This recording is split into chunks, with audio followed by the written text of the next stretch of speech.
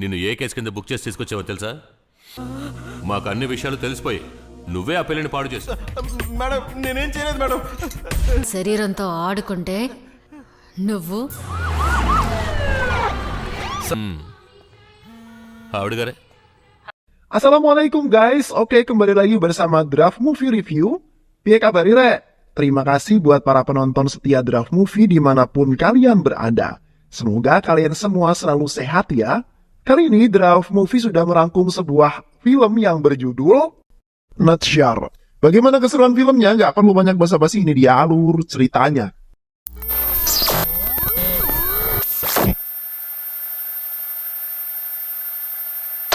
Di awal film, seorang gadis yang bernama Arashi terlihat sedang menunggu seorang di terminal bus. Arashi sedang hamil muda, merupakan korban pemerkosaan di bawah umur. Oleh karena itulah, dirinya berada dalam pengawasan dua orang polisi bernama Natsyar dan juga Feroz.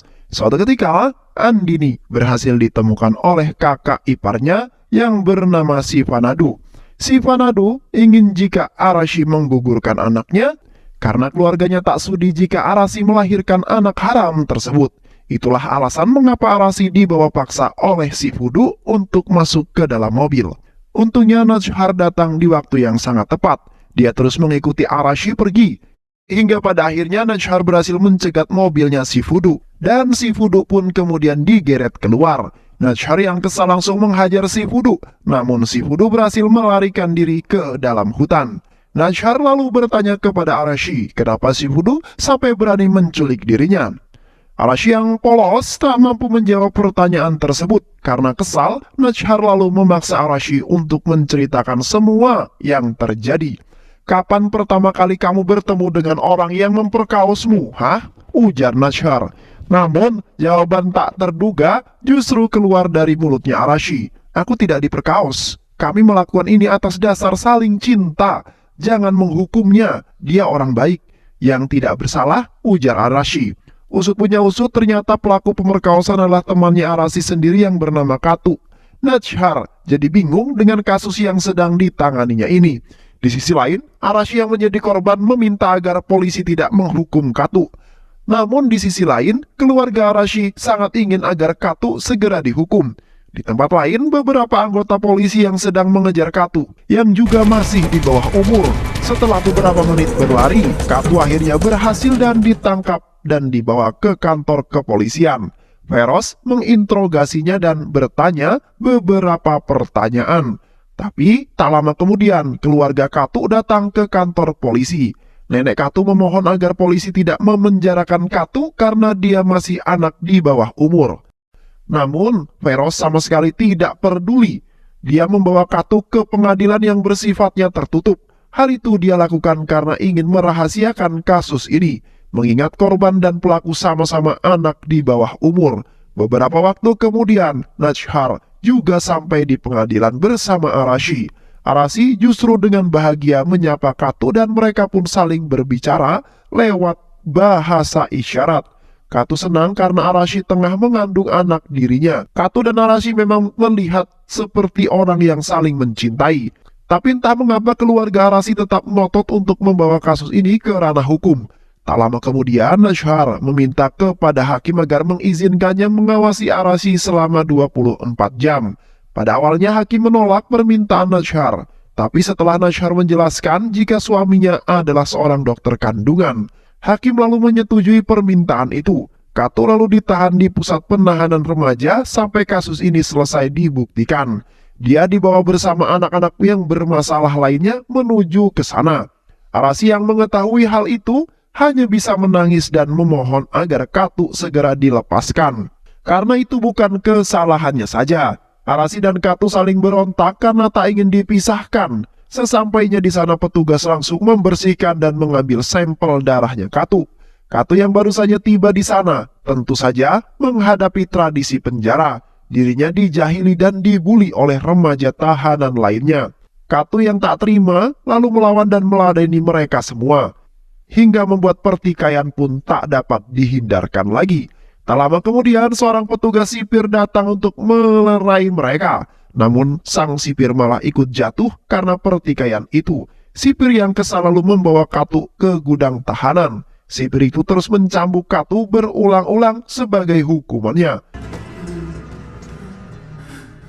Tak lama kemudian seorang sipir lainnya datang menemui Katu. Dia membawa sepiring makanan karena kasihan kepada Katu. Sipir baik itu lalu bertanya mengapa Katu bisa ada di sini. Barulah di sini Katu menceritakan semua yang terjadi. Mulai dari awal dia bertemu Arashi hingga saat dia menghamili Arashi. Dulu Katu dan Arashi yang masih remaja menghabiskan waktu mereka untuk bekerja membantu perekonomian keluarga masing-masing. Arashi bekerja sebagai pembantu yang sering berganti-ganti majikan, sedangkan Katu bekerja serabutan sebagai karyawan catering. Suatu hari, Katu dan Arashi terlihat sedang menaiki angkutan umum yang sama. Waktu itu mereka belum saling mengenal. Secara kebetulan, mereka turun di tempat yang sama. Karena sopir angkot tidak memiliki uang kembalian Arashi, supir lalu memotongnya dari uangnya Katu. Katu yang tak terima terus mengikuti Arashi dan memintanya untuk mengganti uang angkotnya itu. Namun Arashi yang lama-kelamaan kesal langsung memarahi Katu. Dia juga berkata akan mengganti uang tersebut sepulang bekerja nanti. Karena saat ini dia tidak memiliki uang receh. Usut punya usut, ternyata Arashi dan Katu bekerja di tempat yang sama, yaitu di sebuah keluarga yang sedang mengadakan acara hajatan.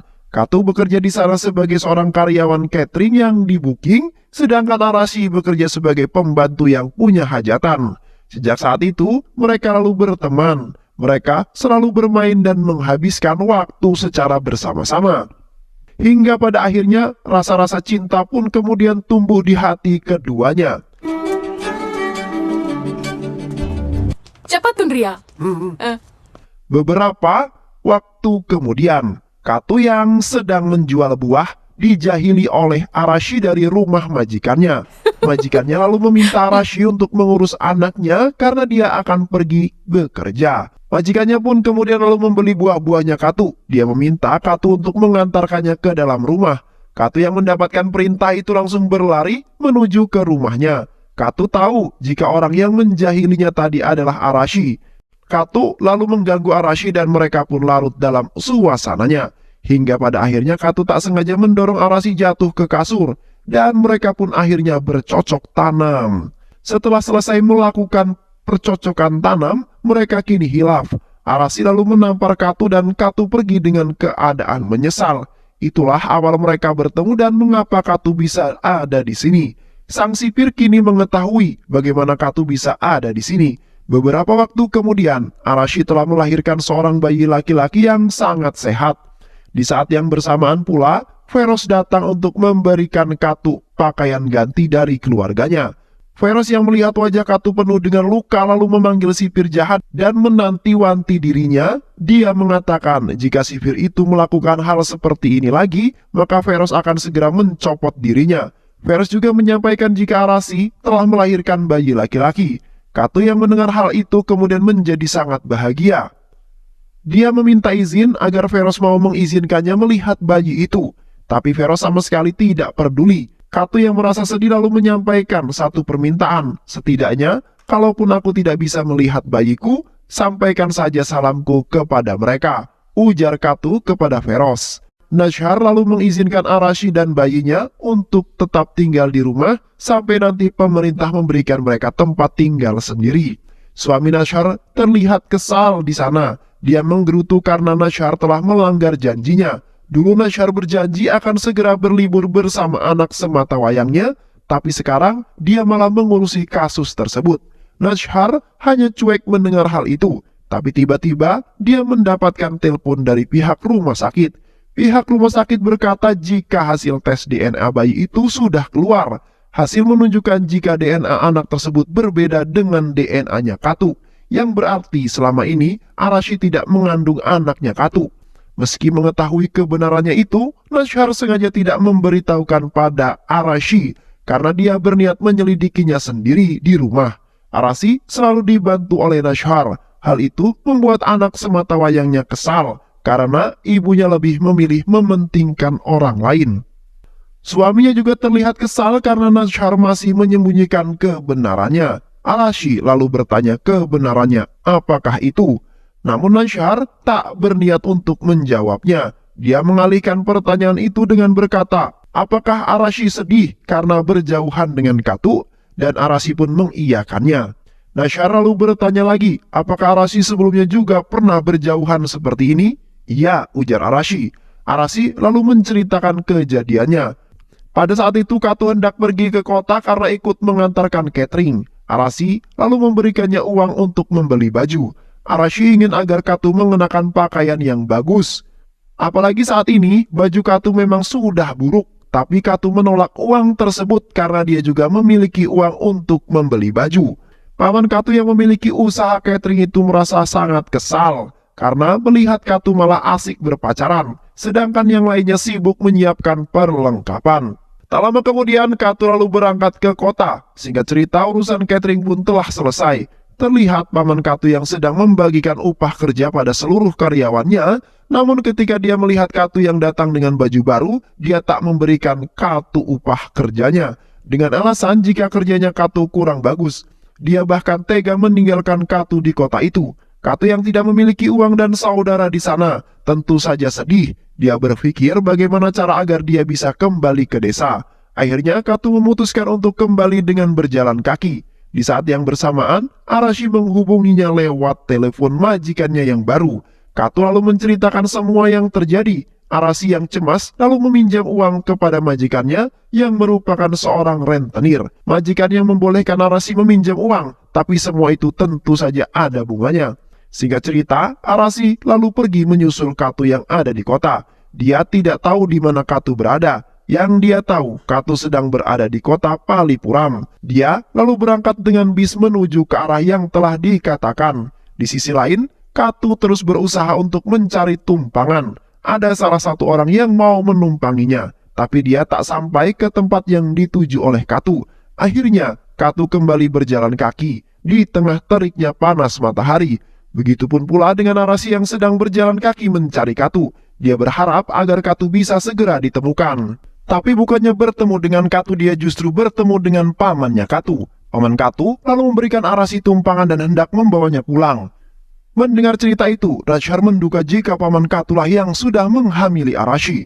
Nashar lalu menangkap pamannya Katu. Paman Katu digantung terbalik dan disiksa dengan sangat kejam. Tapi tak lama kemudian, nenek Katu datang dan meminta pamannya Katu ini dilepaskan. Nenek berkata jika paman Katu tak mungkin melakukan hal tersebut. Selama ini dia tegas kepada Katu karena Katu sering menghambur-hamburkan uangnya. Oleh karena itulah dia menahan upah kerjanya Katu dan memberikan kepada nenek. Dia juga mengantarkan Arashi pulang atas perintah nenek. Mendengar cerita itu tak membuat Nashar merasa bersalah karena belum menemukan petunjuk. Forest selalu memanggil ayahnya Arashi untuk dimintai keterangan. Semenjak kejadian itu dia sudah mempasrahkan semuanya kepada menantunya Shifudu. Shifudu yang mengetahui jika Arashi hamil lalu datang ke rumah sakit dan langsung menamparnya. Hal itu kemudian menarik perhatian seseorang yang ada di sekitarnya. Salah seorang perawat lalu berkata kepada Shifudu jika dia tak perlu mengkhawatirkan hal ini, karena mereka bisa menyelesaikannya dengan melakukan pengguguran. Itulah mengapa Shifudu sangat ngotot agar Arashi menggugurkan kandungannya. Setelah mendengar cerita itu, Feroz lalu bergerak untuk menangkap Shifudu di kantor kepolisian. Shifudu menyaksikan kekejaman Nashar dalam menyiksa orang yang diduga tersangka. Hal itu kemudian membuat nyali Shifudu menciut dan takut kepada Nashar. Nashar meminta Shifudu agar mengakui jika dia adalah pelakunya. Shifudu yang tak merasa sebagai pelaku tentu saja menolaknya. Namun Nashar terus memaksanya untuk mengaku. Tak lama kemudian Feroz menemukan sebuah ide. Dia berhasil mengelabui Shifudu. Feroz berencana mencapai dokter kandungan yang pernah Shifudu datangi. Feroz berkata jika dia percaya jika Shifudu bukanlah pelakunya. Namun hal itu percuma karena Nashar akan tetap menuduh Shifudu. Oleh karena itu, Feroz meminta Shifudu untuk memberikan uang suap jika ingin dijauhkan dari kasus ini. Shifudu benar-benar bingung karena dia tidak memiliki uang. Tapi dia berjanji kepada Feroz akan segera mendapatkan uang tersebut. Aku akan meminjam uang temanku yang merupakan seorang dokter, ujar Shifudu. Singkat cerita, Shifudu pergi ke dokter yang dimaksud. Dia tidak menyadari jika intel polisi telah mengikutinya. Ternyata semua yang dilakukan Forest itu hanyalah sandiwara semata. Semua itu dilakukan agar si Fudu pergi ke dokter aborsi. Di dalam klinik, si Fudu menjelaskan maksud kedatangannya jika dia ingin meminjam uang sebesar 3 lakhs. Dokter itu bertanya untuk apa si Fudu meminjam uang sebanyak itu. Semua uang itu akan aku gunakan untuk menyuap polisi, ujar si Fudu. Si Fudu juga menambahkan jika semua ini salahnya dokter, karena dia tidak mau menggugurkan kandungan Arisha. Meskipun dokter ini ahli aborsi, tapi dia sengaja menolak untuk menggugurkan kandungan Arisa karena menurut dokter menggugurkan bayi yang dikandung oleh anak kecil adalah dosa yang sangat besar. Dokter malah mengusulkan agar keluarga Arisa membesarkan saja anak tersebut. Bahkan dokter itu akan menanggung semua kebutuhan bayi tersebut.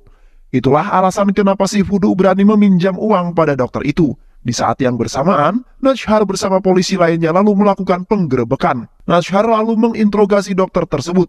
Usut punya usut, ternyata dokter tersebut adalah dokter ilegal yang membuka klinik tanpa izin. Nashar lalu bertanya kenapa dokter itu begitu ingin membesarkan bayi yang dikandung Arisha. Namun dokter tidak menjawab pertanyaan itu, yang akhirnya kemudian membuat Nashar kesal dan langsung mengancamnya. Dan disinilah terungkap fakta yang sebenarnya. Jika Arasi telah diperkaos oleh majikannya yang merupakan orang kaya dan terpandang di wilayah itu. Suatu hari, majikan Arasi mendengar suara gaduh yang berasal dari dalam dapur. Ternyata, suara itu berasal dari sebuah insiden yang membuat Arasi pingsan tak sadarkan diri.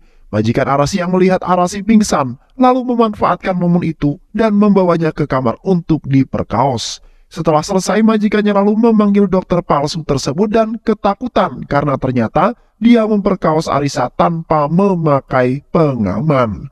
Tapi dokter palsu itu justru memanfaatkan ketakutan majikan Arisa dengan berkata bahwa dia siap menggugurkannya. Padahal dokter palsu itu memiliki rencana lain. Dia akan memeras majikan Arashi saat Arashi hamil nanti. Itulah mengapa dia tidak mau menggugurkan bayi Arashi, karena itu adalah sumber uang untuknya.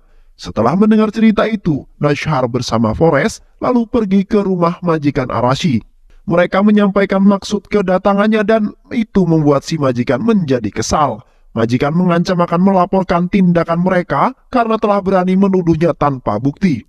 Tindakan kalian juga telah mencemarkan nama baik saya, ujar si majikan. Akhirnya Nashar dan Feroz lalu pergi dari rumah itu.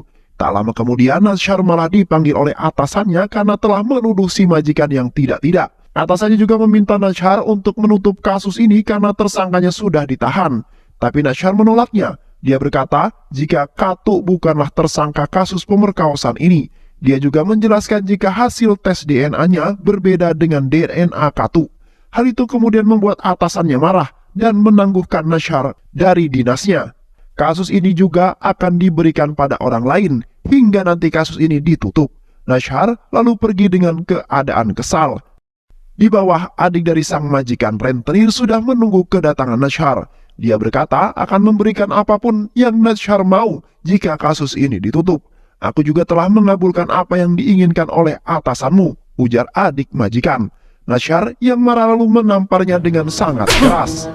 Setelah mendapatkan surat penangguhan, Nashar kini jadi termenung. Tapi hal itu tidak berlangsung lama. Rasa amarahnya kemudian memuncak ketika dia melihat bayi malangnya Arasi sedangkan pelakunya masih berkeliaran bebas. Nashar kini melakukan jalannya sendiri. Dia menculik si majikan dan mempermalukannya di depan semua orang. Dia lalu membawa majikan itu ke suatu tempat yang ternyata tempat pembuangan sampah. Di sana, Nashar mengebiri si majikan dengan alat seadanya. Polisi kemudian datang dan mengamankannya. Setelah peristiwa itu, rapat internal polisi pun digelar. Komisaris memanggil Nashar ke ruangannya dan di sana juga terlihat ada atasan Nashar. Atasannya Nashar mengusulkan agar Nashar diskors atas perbuatannya terhadap majikan Arashi. Namun, komisaris malah mengusir atasannya Nashar dari rapat itu. Usut punya usut, ternyata komisaris mengetahui jika atasannya Nashar telah menerima suap. Berdasarkan keputusan rapat, komisaris akhirnya menyampaikan jika Nashar tidak diskors melainkan akan dipindah tugaskan ke desa terpencil. Nashar lalu menerima hukuman itu dengan lapang dada. Dia juga merasa puas karena pelaku pemerkosaan telah mendapatkan hukumannya. Nashar dan suaminya lalu berinisiatif untuk kembali menyatukan Katu dan juga Arashi setelah berpisah cukup lama.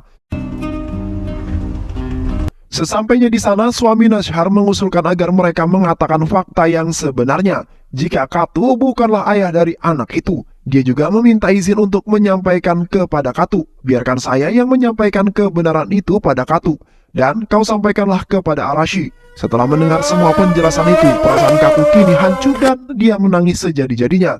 Dia menangis karena anak itu bukanlah anak kandungnya. Katu lalu bertanya apakah Arashi telah mengetahui fakta ini. Kemungkinan iya, ujar suami Nashar. Katu lalu dibebaskan karena tidak bersalah. Ketika dia bertemu dengan Arashi, dia melihat Arashi yang telah menunggunya sambil menangis. Katu berjalan dalam keadaan lemas. Mereka lalu menangis bersama-sama. Arashi lalu membiarkan Katu untuk menggendong bayi itu. Katu lalu pergi menemui Nashar dan langsung memarahinya. Kamu seharusnya tidak memberitahu Arashi selama mengandung anak itu. Dia selalu mengira jika aku adalah ayahnya. Aku tidak peduli jika anak itu bukanlah anakku. Aku tetap akan merawatnya seperti anakku sendiri. Tapi jika Arashi mengetahui bahwa anak ini bukanlah anakku, entah apa yang akan dilakukan olehnya nanti. Namun, Nashar mengatakan suatu hal yang tak terduga. Jika dia sama sekali belum mengatakan fakta itu kepada Arashi. Aku telah menganggap seperti anakku sendiri. Aku tak tega mengatakan hal itu kepadanya. Aku tak ingin membuat hidupnya hancur, ujar Nashar. Katu lalu merasa senang. Dia melihat tangannya dan mengucapkan terima kasih kepada Nashar. Pada akhirnya, Katu dan Arashi pun kembali bersatu. Mereka menaiki bus dengan bahagia bersama bayi yang tak berdosa itu. Dan film pun selesai. Terima kasih udah nonton video ini sampai akhir. Semoga kalian semua terhibur. Jangan lupa subscribe, like, comment, and share ya. Pisang habis dimakan Kunti. Kunti dilepas banyak maunya. Salam undur diri dari Draft Movie. Dan terima kasih buat penonton semuanya. Draft Movie pamit. Sehat selalu. Wassalamualaikum warahmatullahi wabarakatuh.